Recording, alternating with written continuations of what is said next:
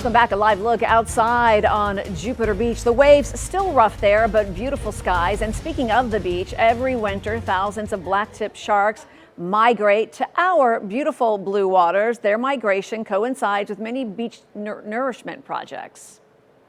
Researchers with Florida Atlantic University used aerial surveys to look at the impacts that these projects have on the sharks. Yeah, it captured 10,000 images from underwater cameras. Our certified first warning meteorologist, Nikki Sheeks, has that story.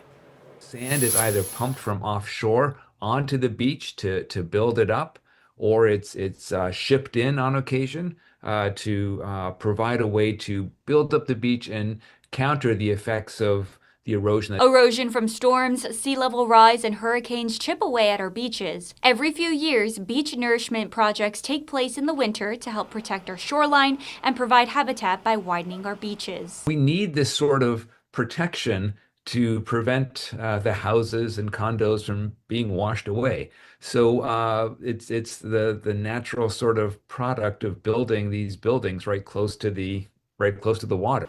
But recent finds indicate that there needs to be a bigger focus on how that nourishment impacts marine life. Researchers with Florida Atlantic University tracked beach nourishment projects and sediment movement from 2020 to 2021. This was part of a project for a graduate student, Nick Brown, who was studying these plumes as part of his dissertation research. This was his interest in looking at the impacts of what was happening not only on the beach but also offshore, right? And so how is this impacting sandbar formation or other things offshore? Dr. Steve Kajigora, co-author of the study and shark researcher, says they looked into if this movement of sediment could affect blacktip sharks that migrate to South Florida during the winter. These sharks will come down to South Florida and spend the winter off South Florida, and then in the spring, about now, April or so, they're migrating north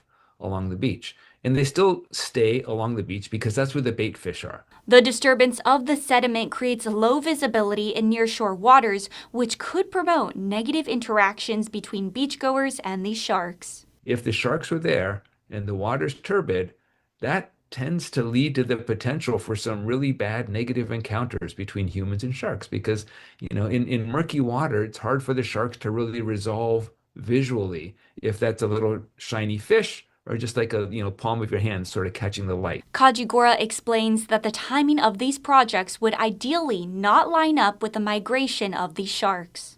The timing couldn't be worse because at this time of year, you've got a lot of people coming down from up north. Like the spring breakers coming down here, enjoying the beautiful beaches. But if the water's muddy and there's lots of sharks there, there's a lot of potential for negative interactions. I'm certified first warning meteorologist Nikki Sheeks, WPBF 25 News.